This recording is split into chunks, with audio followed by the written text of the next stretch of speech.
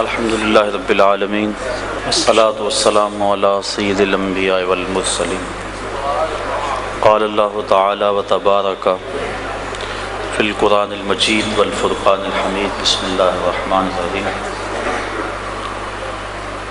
والضحی واللیل اذا سجی آمنت باللہ صدق اللہ مولانا العظیم وصدق رسولہ النبی الکریم الرؤوف الرحیم اللہم نور قلوبنا بالقرآن وزین اخلاقنا بالقرآن وادخلنا الجنۃ بالقرآن ونجنا من النار بالقرآن قال اللہ تعالی وتبارک فی شان حبیبہ مخبرا وعامرا ان اللہ وملائکتہ یصلون علی النبی یا ایہا الذین آمنوا صلوا علیہ وسلموا تسلیما الصلاۃ والسلام علیک یا رسول اللہ وعلی آلک واصحابک یا حبیب اللہ الصلاۃ والسلام علیک یا رسول اللہ وعلی آلک واصحابک یا محبوب رب العالمین۔ تمام حمد و ثنا، تعریف و توصیف اللہ جل مجدہ الکریم کی ذات بابرکات کے لیے، جو خالق کائنات بھی ہے اور مالک شش جہات بھی۔ اللہ جل وعلا کی حمد و ثنا کے بعد حضور نبی اکرم، شفیع امم، رسول محتشم، نبی مکرم، اللہ کے پیارے، امت کے سہارے، رب کے محبوب، دانائے غیوب، مالک رقاب امم، فخر عرب و عجم، والی کون و مکان، سیاہ لا مکان، سید انس و جاں، سرور لالا رخاں، نیر تاباں، سرنشین مہوشاں، ماہ خوباں، شہنشاہ حسینہ، تتمہ دوراں، سرخیل زہرہ جمالاں، جلوہ صبح ازل، نور ذات لم یزل، باعث تکوین عالم، فخر آدم و بنی آدم، نیر بطحا، رازدار ما اوہا، شاہد ما طغا، صاحب علم نشرہ، معصوم آمنہ احمد مجتبیٰ، حضرت محمد مصطفیٰ صلی اللہ علیہ وسلم کے حضور ناز میں اپنی محبتوں کا نیاز پیش کرنے کے بعد، واجب الاحترام ذوی الاحتشام برادران اسلام، السلام علیکم ورحمۃ اللہ وبرکاتہ۔ آپ کی اس مرکزی جامع مسجد شان اسلام میں حضور شفیع امم، رسول محتشم، نبی مکرم صلی اللہ علیہ وسلم کی نعت کے حوالے سے آج جو خوبصورت محفل پاک منعقد ہوئی، مجھے بھی حاضری کا شرف نصیب ہوا۔ اس سے پہلے بھی یہاں میں حاضر ہوتا رہتا ہوں۔ اللہ تعالیٰ زبان پہ کلمت الحق جاری فرمائے اور حضور کی محبتوں کی فراوانی ہم سب کو نصیب فرمائے، اور محبت کا جو نتیجہ ہے عمل اور اطاعت، اس سے ہم سب کو مالا مال فرمائے۔ جو ہمارے لفظ زبان سے نکلتے ہیں وہ عمل کا روپ دھار لیں اور ہم چلتے پھرتے حضور کی سنت سیرت کا مجسمہ نظر آئیں۔ میرے استاذ المکرم ایک بڑا پیارا جملہ فرمایا کرتے تھے، آج بھی جب میں وہ لفظ اپنی زبان سے ادا کرتا ہوں تو مجھے ان کا لہجہ، ان کے زبان کی مٹھاس نظر آ جاتی ہے۔ وہ کیا کسی نے کہا تھا، اجاڑ رت کو گلابی بنائے رکھتی ہے میری آنکھ تیری دید سے وضو کر کے۔ تو مجھے وہ ان کا انداز کہنے کا، جو ان کی حیت تھی، وہ آنکھوں کے سامنے سارا نقشہ گھوم جاتا ہے۔ تو وہ فرمایا کرتے تھے، یہ نہ ہو کہ لوگ تمہیں پوچھے تم کون ہوتے ہو اور تمہیں بتانا پڑے کہ ہم مسلمان ہوتے ہیں، یہ دیکھو مذہب کے خانے میں اسلام لکھا ہوا ہے۔ آپ فرمایا کرتے تھے، نہ کسی کو پوچھنا پڑے نہ کسی کو بتانا پڑے، تمہاری شکل و صورت، وضاقتہ، اٹھنا بیٹھنا ایسا ہو کہ تم دور سے چلے آ رہے ہو، لوگ کہیں وہ دیکھو آقا کا غلام آ رہا ہے۔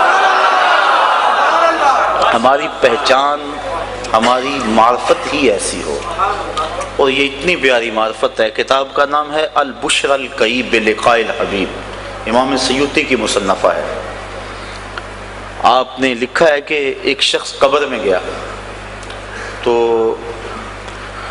قبر میں منکر نکیر سوال کرنے کے لیے پہنچے قانون قدرت کے مطابق. من ربوں کا ما دینوں کا سوال شروع ہوا تو اس کی داڑھی کے جو سفید بال تھے وہاں وہ مہندی لگایا کرتا تھا، چونکہ حضور مبارک کی داڑھی پاک میں 18 سے 22 تک سفید بال تھے. مختلف روایتیں موجود ہیں، بعض نے 18 لکھا ہے، بعض نے 20 لکھا ہے، بعض نے 22 لکھا ہے، مختلف روایتیں موجود ہیں. یہ صحابہ کی محبت تھی نا کہ وہ حضور کی داڑھی کے سفید بالوں کو بھی گن رکھا تھا انہوں نے. اور ایسا حلیہ اور ایسا نقشہ آپ کو کسی کا نہیں ملے گا جیسا حلیہ اور جیسا نقشہ حضور کا ملتا ہے. صحابہ کی یہ محبتیں ہیں، حضور کی ایک ایک ادا کو انہوں نے محفوظ کر لیا تھا. اور یہ کمال محبت تھی صحابہ کی حضور کے ساتھ، اور کیوں نہ ہوتی. حافظ شیرازی لکھتا ہے، اپنے محبوب کو کہتا ہے کہ میرے جیسا زمانے میں کوئی عاشق نہیں ہوگا، جس طرح کا میں عاشق ہوں زمانے میں ایسا کوئی عاشق نہیں ہوگا. اور پھر خود کہتا ہے اس لیے تیرے جیسا محبوب بھی تو کوئی نہیں نا. تو بات یہ ہے کہ اگر صحابہ کا عشق ضرب المثل ہے کہ لوگوں نے بڑے قصے پڑھے ہیں محبتوں کے، لیکن آج تک آپ نے نہیں سنا ہوگا کہ کوئی محب اپنے محبوب کا لعاب بھی ہاتھوں پہ لیتا ہو. تو یہ اگر عشق اتنا بڑا ہے تو حسن بھی تو اتنا بڑا ہوگا، کیونکہ عشق میں گرمی جو ہے وہ حسن کی وجہ سے ہوتی ہے. حضرت اقبال نے کہا نا، فرصت کشم کشم دے دل بے قرار رہا، یک دو شکن زیادہ کن گیسوئے تابدار رہا. وہ کہتے ہیں کہ کشمکش کی فرصت بھی نہ دے اس تابدار دل کو جو کہ پیچ و تاب کھا رہا ہے، اپنی زلف کو اور شکن ڈال دے تاکہ میرا عشق بڑھتا رہے. تو حسن بڑا ہو تو عشق بھی بڑا ہوتا ہے. تو صحابہ کا جو حسن حضور کے ساتھ تھا اس کی مثال دنیا پہ ملنا مشکل ہی نہیں، ناممکن ہے. اس لیے کہ ایسا حسن کوئی نہیں تھا، اور جب حسن نہیں ایسا ہوگا تو عشق بھی ایسا نہیں ہوگا. تو صحابہ کی محبت ہے کہ انہوں نے حضور کی مبارک داڑھی کے بال بھی گن رکھے ہیں. 18 سے لے کر 22 تک حضور کی داڑھی مبارک میں سفید بال تھے، اور ان بالوں کو حضور سرخ مہندی کا وسمہ کرتے تھے. اب اس سنت کو ادا کرتے ہوئے وہ مرنے والا بھی اپنی داڑھی کی سفید بالوں کو اس نے سرخ مہندی سے وسمہ کیا ہوا تھا. جب نکیرین آئے، ایک نے پوچھا من ربوں کا ما دینوں کا سوال شروع کیے، دوسرے نے بازو سے پکڑ کر ایک اپنے ساتھی کو پیچھے ہٹاتے ہوئے اس کی داڑھی کی طرف اشارہ کیا، کہا تجھے نظر نہیں آ رہا کہ اس کے چہرے میں اسلام کا نور چمک رہا ہے؟ تو اس سے سوال کر رہا ہے، تجھے نظر نہیں آ رہا کہ اس کے چہرے میں اسلام کا نور چمک رہا ہے؟ کاش کہ ہماری پہچان ایسی بن جائے. میں کہتا ہوں ہمارا جیسا عقیدہ ہے نا، ایسا عقیدہ کسی کے پاس نہیں ہے. اس پہ دلائل موجود ہیں الحمدللہ. آپ سروے کر کے دیکھ لیں، غیر جانبدار ہو کے دیکھ لیں. نہیں تو ایک میں بات کیا کرتا ہوں کہ 300 سال کی کتابیں چھوڑ دیں. یہ جو 3 سال ساری خرابی عموماً ان 300 سالوں میں آئی ہے. اس سے قبل کی کتابیں پڑھ لیں، تفاسیر پڑھ لیں، احادیث پڑھ لیں، اس سے قبل محققین کی تصانیف پڑھ لیں، تو آپ کو پتہ چل جائے گا کہ سچائی کیا ہے. اور یہ ایک الگ مضمون ہے اور ایک الگ عنوان ہے. تو اللہ تعالیٰ نے بڑا ستھرا، سچا اور پاکیزہ ہم کو عقیدہ عطا کیا ہے. حضور کا نام سن کر ابھی آپ مچل رہے تھے اور اب بھی مچل رہے ہیں، یہ علامت محبت ہے. لوگ پوچھتے ہیں نا جی تم میلاد کرتے ہو، کہاں لکھا ہوا ہے؟ یہ محفل نعت کہاں لکھی ہوئی ہے؟ تو اس کے دلائل موجود ہیں، لیکن میں اپنے لہجے میں کہا کرتا ہوں کہ یہ ہو سکتا ہے کہ پھول کا تذکرہ چھڑا ہو، بلبل دلیلیں مانگ رہا ہو. یہ کیسے ہو سکتا ہے کہ بات شمع کی چل رہی ہو اور پروانہ کہے کہ لکھا کہاں ہوا ہے؟ اور یہ بھی ممکن نہیں کہ بات محبوب کی ہو رہی ہو اور محب دلیلیں ڈھونڈتا پھرے کہ محبوب کی تعریف کے لیے بھی مجھے دلیل فراہم کرو. دیکھو تو صحیح، حضور کا نام سن کے جس کا چہرہ کھلتا نہیں، جس کے چہرے پہ طمانیت کا نور نہیں پھیلتا، جس کی آنکھوں کی پتلیاں خوشی سے چڑھ نہیں جاتی، تو آپ سمجھ لیں کہ اس کے اندر کچھ بھی نہیں ہے، اندر اس کا خالی ہے. زبان پہ کلمہ ہے لیکن سینے میں نہیں اترا. اس کا دل نور ایمان سے خالی ہے. یہ ہو ہی نہیں سکتا کہ ذکر حضور کا ہو اور کلیجے میں ٹھنڈ نہ پڑے. حضرت شیخ مہدی الفاسی مطالع المسرات شرح دلائل الخیرات میں لکھتے ہیں فرماتے ہیں حضور کا تذکرہ سن کے جس کے دل میں تسکین نہ پہنچے اس کے سینے میں دھڑکتا ہوا دل کسی مومن کا دل ہی نہیں ہے۔ یہ ہو ہی نہیں سکتا کہ اس کو تسکین نہ پہنچے۔ میں کسی دور میں ایک نعت مجھے یاد آ گئی، کبھی کبھی فرصت ملے، آج کل تو خیر فرصت ہی نہیں ہے تو لکھنے کا بھی کبھی شوق ہے، تو ایک نعت پرانی یاد آ گئی کہ مشکلیں کافور ہوں غم سے رہا ہو جائیے، مشکلیں کافور ہوں غم سے رہا ہو جائیے، شہنشاہی چھوڑ کر ان کے گدا ہو جائیے۔ تو اگلا شعر ہے جس کے لیے میں نے یہ نعت کو چھیڑا، یاد احمد باعث تسکین جاں ہے دوستو، یاد احمد باعث تسکین جاں ہے دوستو، آفتیں جب گھیر لیں مدحت سرا ہو جائیے، آفتیں جب گھیر لیں مدحت سرا ہو جائیے، اور بن کے رہیے ان کے در کے ہی ادنا فقیر، بن کے رہیے ان کے در کے ہی ادنا فقیر، گرد کوئے جانا پر جان سے فدا ہو جائیے۔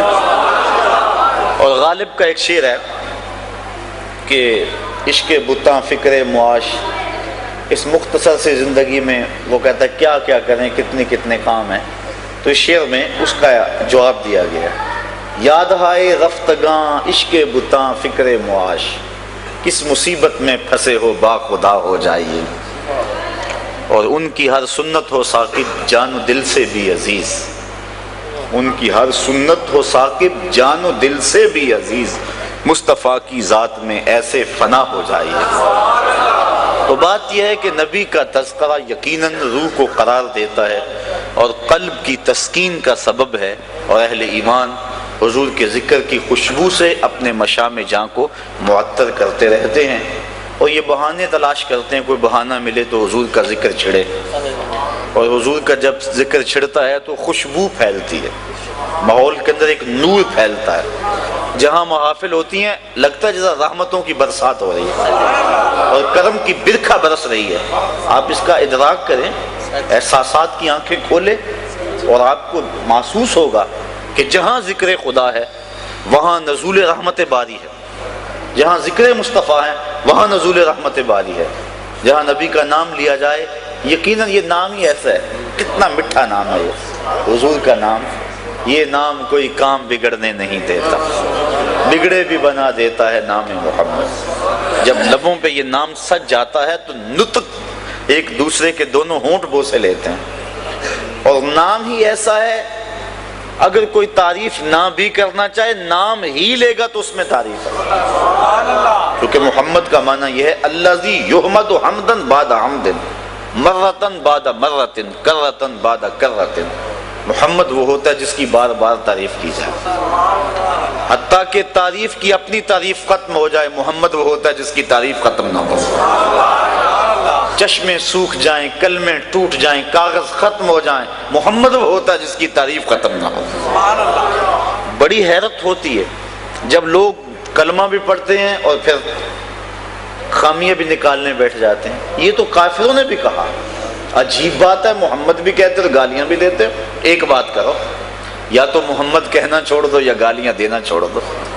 اگر کوئی کہے کہ پھول خوبصورت نہیں، یہ تو بات نہیں بنتی، پھول بھی کہہ رہے اور کہہ رہے خوبصورت بھی نہیں، حسن تو پھول کی ایک ایک درز میں رکھا گیا ہے، اس کی نزاکتوں کے اندر حسن بھر دیا گیا ہے، اور کہے پھول بھی ہے خوبصورت بھی نہیں، کہے محمد اور پھر نقص بھی نکالے، کیونکہ اہل زبان تھے نا، وہ سمجھتے تھے کہ یہ جو ہے وہ باب تفعیل سے ہے، اور تفعیل کثرت ماخذ چاہتا ہے، اس لیے محمد کا معنی کثرت تحمید ہے، کثرت تعریف ہے، خوبیوں کی کثرت کے مجموعے کو محمد کہتے ہیں۔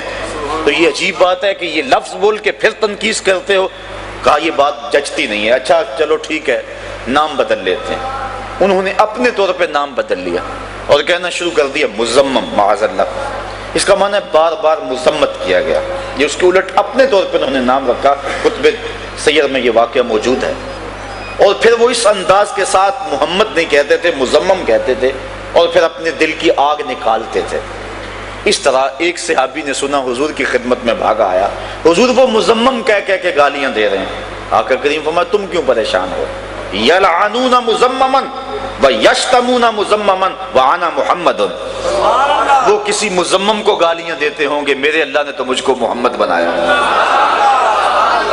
تو محمد ہوتا ہی وہ ہے جس کی تعریف ہی کی جائے، ساری رات ہو جائے، سحر ہو جائے، اللہ اکبر، یہ ذکر پھر بھی ختم نہیں ہوتا، بلکہ سحر کو بندہ خود ہی ہاتھ جوڑ کے کھڑے ہو جاتا ہے، دل کے ارمان پورے ہوئے تھے ابھی، یہ غضب ہو گیا کہ سحر ہو گئی۔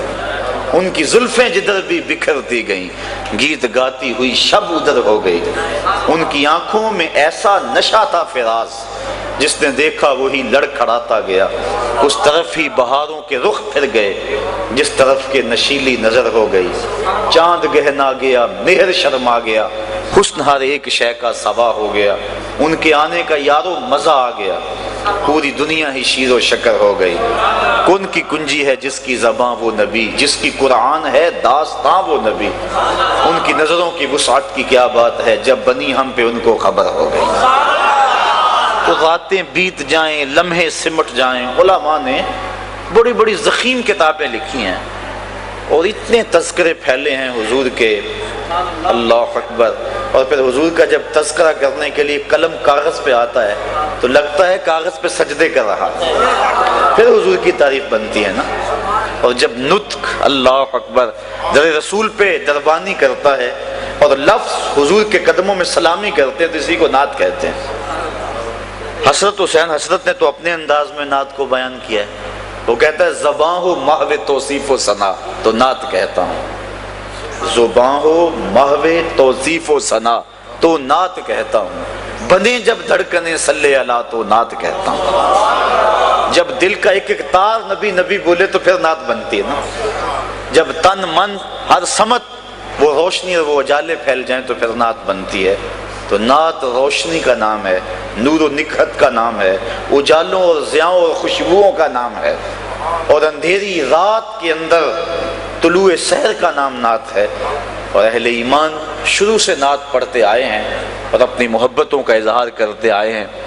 اللہ کے محبوب علیہ السلام نے جب فتح مکہ کیا، آپ جانتے ہیں کہ وہ منظر اسلام کا شاندار اور شوکت والا دن تھا، لیکن حضور علیہ السلام کی پیشانی یوں جھکی ہے کہ اونٹ کے کجاوے کے ساتھ حضور کی پیشانی لگی ہوئی ہے۔ حضور نے سب کو معاف کر دیا، جب سب حاضر ہو کے کانپ رہے تھے، اجریاں پھینکنے والے، پتھر مارنے والے، گڑے کھودنے والے، گلے میں کپڑا ڈالنے والے قطاروں میں تھے، سب کانپ رہے تھے، پتہ نہیں کیا سلوک ہوگا۔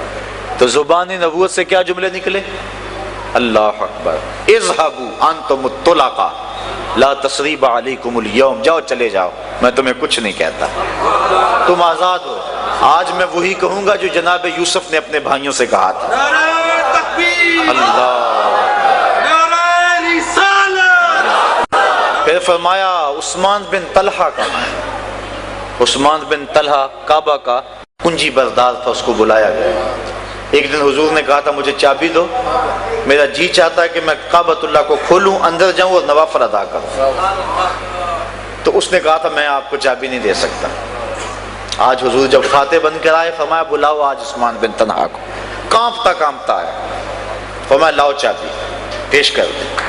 تالا کھولا، نوافل ادا کیے، پھر تالا لگایا۔ اب صحابہ منتظر تھے، عثمان بن طلحہ کو تو چابی ملنی نہیں، ابو بکر رضی اللہ تعالیٰ عنہ کی آرزو تھی یہ مقدر میرا جاگے گا، عمر فاروق جھولی پھیلائے کھڑے تھے، عثمان غنی کہہ رہے تھے کہ کاش کہ میرا ستارہ اوج پہ پہنچ جائے، علی المرتضیٰ کو بھی ناز تھا، سارے منتظر تھے، لیکن حضور فرمایا این عثمان بن طلحہ، عثمان بن طلحہ کہاں ہے؟ وہ کانپتا ہوا ایک سمت کھڑا تھا، فرمایا یہ لو چابی، تو نے تو نہیں دی تھی، میں عطا کر رہا ہوں۔ اور فرمایا عثمان بن طلحہ قیامت تک تیرے سے یہ چابی کو چھین نہیں سکے گا، اور آج بھی وہ چابی عثمان بن طلحہ کی اولاد کے پاس ہے۔ تو پھر اس نے کہا یہ خلق، اللہ اکبر، تیری تک کے ادامانی میں مرید ہو گئے، پھر وہ حضور کا غلام بن گیا، اور اس کی نسلوں میں آج تک وہ چابی موجود ہے۔ یہ حضور کا کردار تھا۔ یہ کہانی تو بڑی لمبی ہے اور یہ داستان تو بڑی طویل ہے۔ وہ کیا کیا، کسی نے کہا تھا سفینہ چاہیے اس بحر بے کراں کے لیے، لیکن بہرحال حضور نے آزادی دے دی، لیکن چند اشخاص تھے جن کے بارے میں حضور نے سخت حکم دیا، ان میں سے کعب بن زہیر بھی تھا۔ یہ شاعر تھا، حجف کہا کرتا تھا، ابن قتل یہ دوگر اس طرح کے لوگ بھی تھے۔ کعب بن زہیر کے بارے میں حکم ہوا من لقی منکم کعب بن زہیر فلیقتلہ، جس کو کعب بن زہیر ملے تو وہ اس کو قتل کر دے۔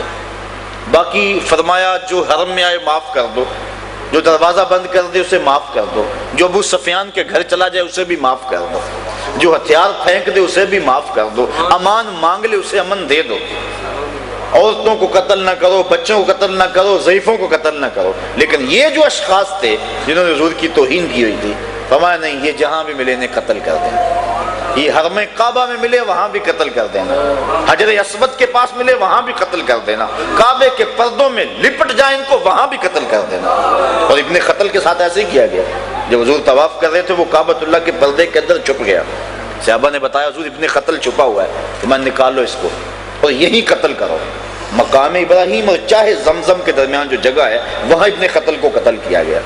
ذرا غور کیجئے، اللہ کی مسجد سے باہر لے جاتے، اس کا گندا خون یہاں نہ بہتا، لیکن کہا یہی قتل کرو، دنیا والے دیکھ بھی لے اور قیامت تک ضابطہ بھی بن جائے کہ رسول کے دشمن کو اور رسول کے گستاخ کو چند سانسیں جینے کی مہلت بھی نہ دی جائے، جہاں ملے اس کو وہاں قتل کر دو۔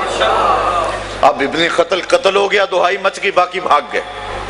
یہ جو کعب بن زہیر تھا یہ طائف کی سمجھ چلا گیا، اس کا بھائی غلام تھا، اس نے کسی ذریعے سے پیغام بھیجا کہ آرڈر تو بڑے سخت ہیں لیکن تو کسی طرح حضور کی چوکھٹ پہ خود چل کے آ جا، تو معافی تو مانگ کے دیکھ، وہ تو رحمت للعالمین ہے، اور اگر تو چاہے کہ میں یوں چھپتا پھروں گا کب تک چھپے گا، گلی گلی تو حضور کے غلام ہیں، گلی گلی میری یاد بچھی ہے پیارے رستہ دیکھ کے چل، گلی گلی میری یاد بچھی ہے پیارے رستہ دیکھ کے چل، مجھ سے اتنی وحشت ہے تو میری حدوں سے دور نکل۔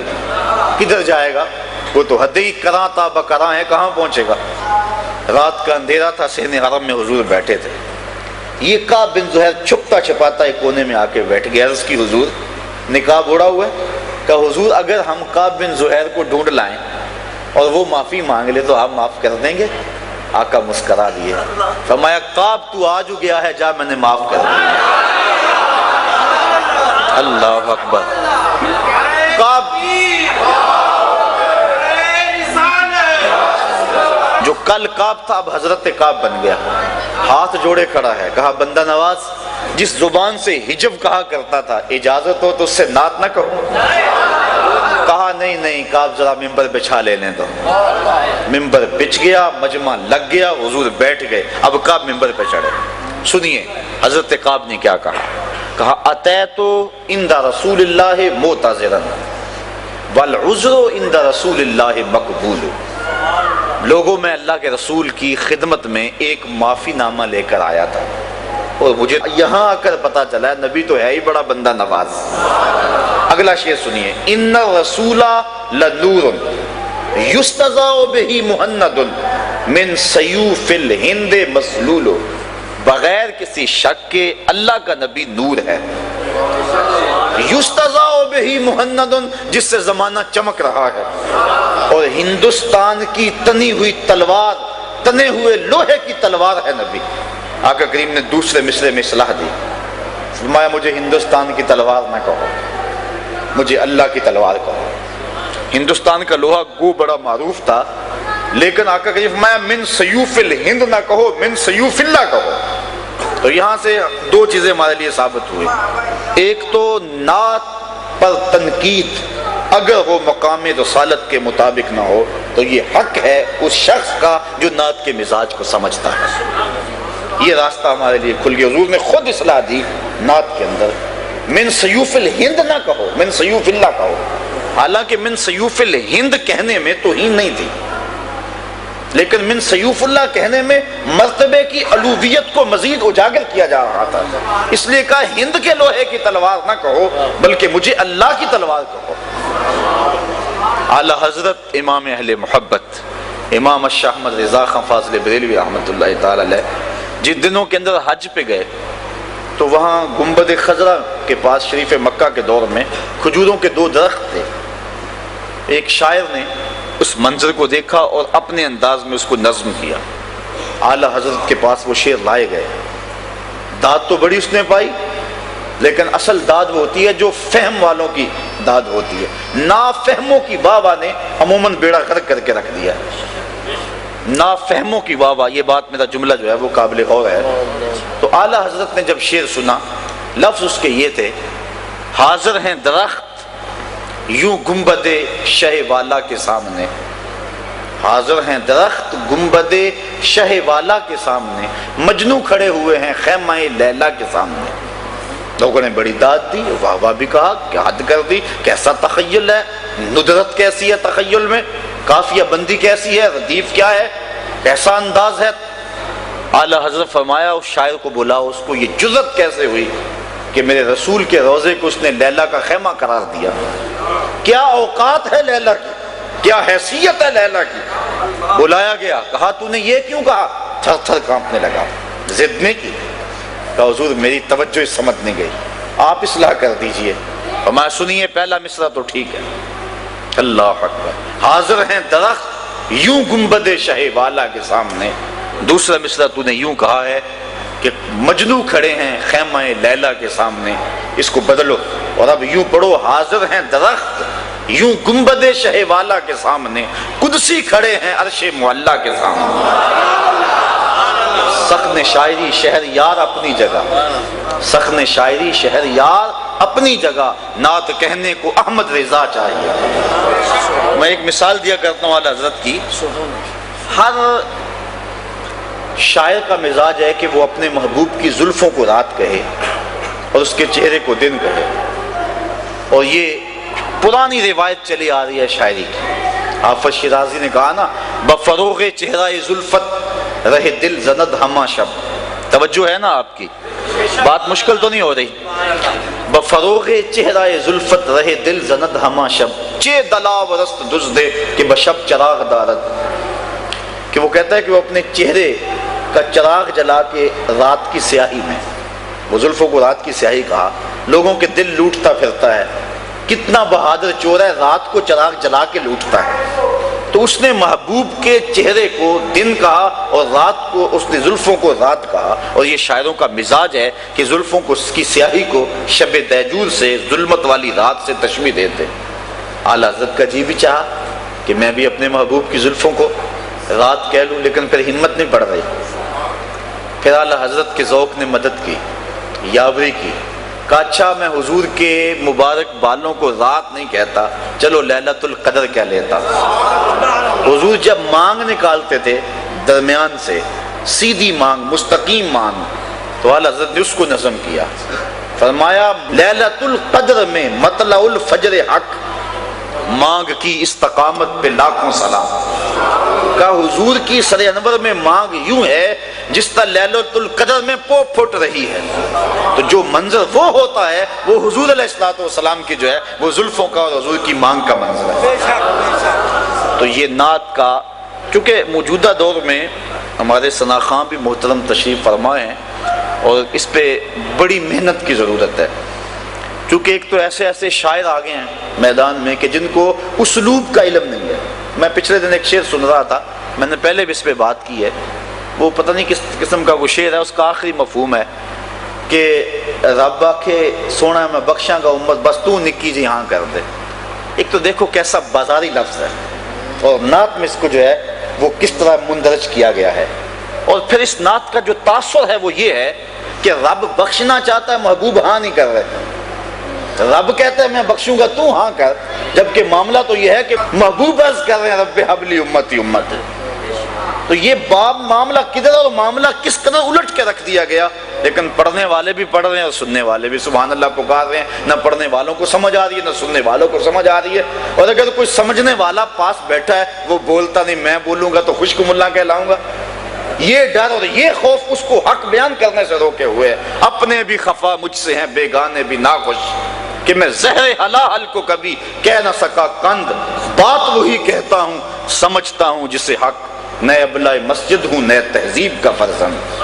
انسان کو حق کہہ دینا چاہیے، اور نعت کے معاملے میں یہ بڑا نازک میدان ہے۔ عرفی ایک شاعر ہوا ہے، وہ کہتا ہے عرفی مشتاب کی رہے ناتست نصیرہ، عرفی مت دوڑ، یہ نعت کا میدان ہے، کوئی صحرا نہیں ہے کہ منہ اٹھا کے جدھر مرضی چل دے اور جو مرضی کہتا پھرے. یہاں قدم قدم پہ احتیاط ہے. ادب گاہیز زیر آسماں از عرش نازک تر، نفس گم کردہ می آید جنید و با یزیدی جا. نفس گم کردہ می آید جنید و با یزیدی جا. یہ شعر عزت بخاری کا ہے، لیکن علامہ اقبال اس کو اپنے کلام میں درج کیا ہے. اتنا پیارا شعر لگا. وہ کہتے ہیں کہ یہ تو وہ بارگاہ ہے کہ با یزید بستامی رحمۃ اللہ تعالی علیہ اور جنید بغدادی رحمۃ اللہ تعالی علیہ جب اس چوکھٹ پہ آتے ہیں تو سانسوں کو روک کے آتے ہیں.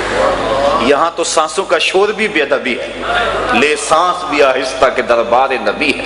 یہ حضور کی چوکھٹ ہے، یہاں سانسوں کی جو چال ہے اس میں بھی فرق نہ آنے پائے اور وہ بھی بے ترتیب نہ ہونے پائے.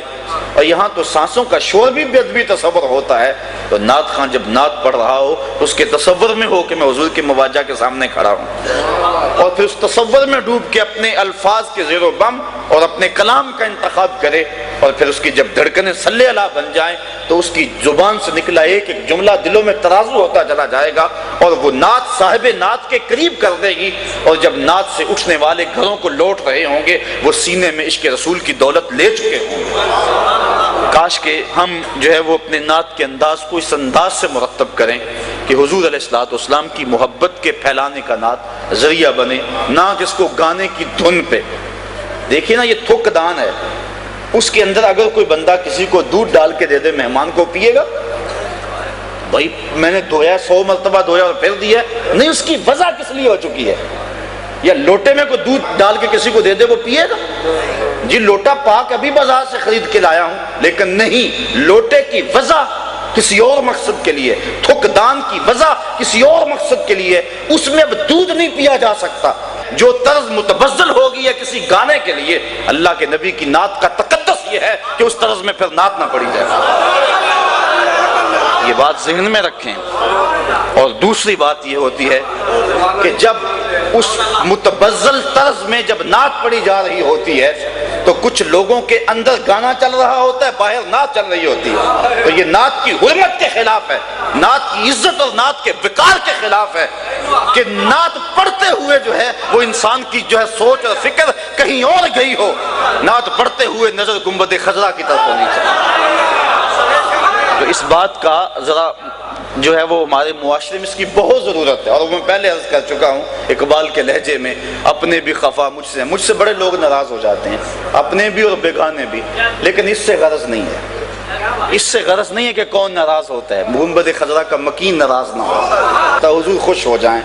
وہ کیا کہا تھا کہ میں کھو جاؤں حشر کی بھیڑ میں تو آپ فرمائیں، میں کھو جاؤں حشر کی بھیڑ میں تو آپ فرمائیں، ہمارے در کا ثاقب تھا گدا ہم نے نہیں دیکھا، ہمارے در کا ثاقب تھا گدا ہم نے نہیں دیکھا. تو کاش کہ وہ حضور علیہ السلام پہچان لیں اور حضور کی شفاعت بندے کو نصیب ہو جائے. تو یہ نعت کے اسلوب ہیں. تو میں نے یہ بات عرض کی کہ یہ تنقید کا جو راستہ کھلا ہے یہ حضور نے کہا، من سیوف الہند نہ کہو، من سیوف اللہ کہو. ایک تو بات یہ مضمون بھی کافی تفصیل طلب ہے، اس پہ بہت کچھ کہا جا سکتا ہے، لیکن وقت کی نزاکتیں ہمارے سناخواں تشریف فرمائیں اور یقیناً آپ محظوظ ہوں گے. میں اپنی بات کو لمبا کر کے اکتاہٹ کا سامان نہیں کروں گا. دوسری بات یہ ہے کہ پہلے شعر میں حضور نے تنقید نہیں کی، تنقید حضور نے دوسرے شعر میں کی، اصلاح دوسرے شعر میں دی جہاں من سیوف الہند کہا تھا. اور پہلا شعر کیا تھا؟ ان الرسول لنور یستضاء بہ مہند. نبی ایسا نور ہے، ایسی روشنی ہے، ایسا اجالا ہے جس کے دم سے سارا زمانہ چمک رہا ہے. یہ کون کہہ رہا ہے؟ کعب بن زہیر. کب کہہ رہا ہے؟ اب ایمان لایا ہے اور اب یہ کہہ رہا ہے. نہ اس نے بخاری پڑھی، نہ مسلم پڑھی، نہ ترمذی، نہ نسائی، نہ ابن ماجہ. نہ اس نے حفظ قرآن کیا، نہ گشت کے لوٹے بھرے، نہ اس نے مسجد کی چٹائیوں پہ جو ہے وہ گھسا، نہ درس نظامی پڑھا، نہ وفاق المدارس کا کورس کیا. ابھی ایمان لا رہا ہے، ابھی کہہ رہا ہے ان الرسول لنور. مولوی کی تو عمر بیت گئی، اب تک نور نظر نہ آیا، اور لیکن یہ اب ایمان لا رہا ہے اور ابھی کہہ رہا ہے ان الرسول لنور. یہ انا جو ہے نا یہ تحقیق کے لیے ہے. اور ان الرسول لنور، اور پھر لام نور کے اوپر یہ بھی تاکید کے لیے ہے. اور پھر یہ جملہ اسمیہ ہے. جملہ اسمیہ بھی محل تاکید میں ہوتا ہے. 3 تاکیدیں لگا کر اس نے کہا بلا شبہ بغیر کسی شک کے یقیناً اللہ کا رسول نور ہے۔ اور حضور سن رہے ہیں، دوسرے مصرے پہ اصلاح دی، پہلے مصرے پہ اصلاح نہ دی، اس لیے کہ پہلا مصرع اصلاح کا محتاج ہی نہیں تھا۔ اللہ اکبر۔ اب حضرت کعب بن زہیر یہ نعت پڑھ رہے ہیں، شعر اس کے لمبے ہیں، میں اختتام کی طرف بڑھنا چاہوں گا۔ تو جب انہوں نے یہ نعت مکمل کر لی، حضور نے اپنی چادر اتار کے ان کے کندھوں پہ ڈال دی۔ اللہ اکبر۔ ان الرسول لنور یستضاء بہ محمد۔ اور حضور جس کو پسند فرما لیں، اللہ اکبر۔ ادیم طائف نالین پاکم، شراکز رشتہ جہاں ماکم۔ اللہ اکبر۔ ایک شاعر کہتا، جامی کہہ رہے ہیں، کہتے ہیں حضور آپ طائف کے بازار کی بنی ہوئی اس کے چمڑے کا بنا ہوا نالین پہنتے ہیں، تو پھر کرتے کیا؟ اللہ اکبر۔ اس میں جو تسمے ہیں وہ میرے چمڑے کے نہیں، تسمے میرے چمڑے کے نہیں بلکہ میری جان کے تسمے ڈالتے ہیں۔ اور کبھی کہتے ہیں حضور کاش آپ کی گلی کے کتے کا نام جامی ہوتا اور آپ کبھی اسے جامی کہہ کے پکارتے۔ اور ایک شاعر کہہ رہا ہے، یا لیتنی کنت تربہ طیبتکم فالتسمت نعالک ذاک قدی۔ بہت بڑا کہنے والا شخص ہے، کہتا کاش میں مولوی نہ ہوتا، کاش میں پیر نہ ہوتا، مدینے کی گلی کی مٹی ہوتا، حضور گزرتے میں قدموں کو چوم لیتا۔ اہل محبت کے لیے یہی اعزاز و افتخار ہے کہ وہ حضور کے قدموں تک پہنچ جائیں۔ شاید اسی کا نام ہے توہین جستجو، وہ منزل کی تلاش تیرے نقش کف پا کے بعد۔ جو یہاں تک پہنچ گیا وہ فراز عرش کی عظمتوں تک پہنچ گیا، اور جو نبی کے قدموں تک نہیں پہنچا اس نے کہیں بھی رسائی حاصل نہیں کی۔ تو آئیے ہم حضور علیہ الصلوۃ والسلام کی محبتیں اور حضور کی الفتیں اپنے دل کے ایک ایک پرت میں سجا لیں۔ جس آیت کو میں نے اپنی گفتگو کا عنوان ٹھہرایا تھا، تو اس پہ گفتگو انشاءاللہ ادھار رہی، آنا جانا تو آپ کے یہاں لگا رہتا ہے۔ اسی بات پہ اپنی گفتگو کو سمیٹتا ہوں۔ جی چاہتا ہے اس رات نو میں محشر دی فجر تک روک لواں، جے بس چلے میرا تے سونے نو حشر تک روک لواں۔ نہ نظر کرم دی چاہت مکے، نہ بات مکے، نہ رات مکے، مگر دل کے ارمان پورے ہوئے تھے ابھی، یہ غضب ہو گیا کہ سحر ہو گئی۔ یا ایک شاعر کہتا ہے کہ وسعت دل تو بہت تھی لیکن وسعت صحرا کم ہے، اس لیے مجھ کو تڑپنے کی تمنا کم ہے۔ اللہ میرے ٹوٹے پھوٹے لفظوں کو عصر کی شیرینی ڈال کر دلوں میں اتار دے اور اپنے محبوب کی غلامی میں ہمیں قبول کرے۔ وآخر دعوانا ان الحمد للہ رب العالمین۔